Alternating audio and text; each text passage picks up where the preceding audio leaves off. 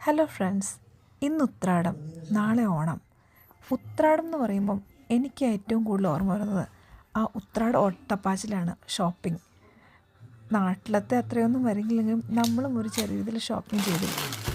Cabbage, തൈര്, potato, മാങ്ങ, cucumber വെച്ച് പച്ചടി ഉണ്ടാക്കാൻ ഒരു കുക്കുംബർ, പിന്നെ ഒരു പൈനാപ്പിൾ പച്ചടി ഉണ്ടാക്കാൻ പൈനാപ്പിൾ, ഏത്തപ്പഴം, വെണ്ടയ്ക്ക, പിന്നെ പപ്പടം, പിന്നെ കുറേ കാര്യങ്ങൾ നമ്മുടെ വീട്ടിൽ ഓൾറെഡി ഉണ്ട്. പിന്നെ ചേനയൊന്നും വാങ്ങിയില്ല.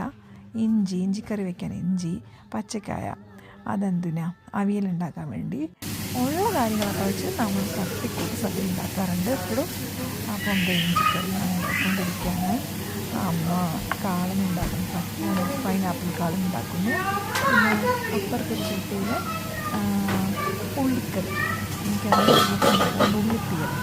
ഉള്ളിക്കറി പോലെ ചെറുതായിട്ട് ഉണ്ടാക്കുന്നു. കുറേ നാളത്തേക്ക് മാറ്റി വെച്ചിട്ടുണ്ട്. സാമ്പാർ, അവിയൽ, പപ്പടം, പിന്നെന്താ ക്യാബേജ് തോരൻ, ഇങ്ങനെ കുറച്ച് ഐറ്റംസ്, പച്ചടി, പിന്നെ ബീറ്റ്റൂട്ട് പച്ചടി ഉണ്ടാക്കുന്നത് ഇതൊക്കെ വാങ്ങിക്കണം. അപ്പോൾ ഇതൊക്കെയാണ് നമ്മുടെ ഇവിടുത്തെ ഇതൊക്കെയാണ് നമ്മുടെ ഒരു രസം. നിങ്ങളുടെ എങ്ങനെയാണ് ഉണ്ടായിരുന്ന ഓണം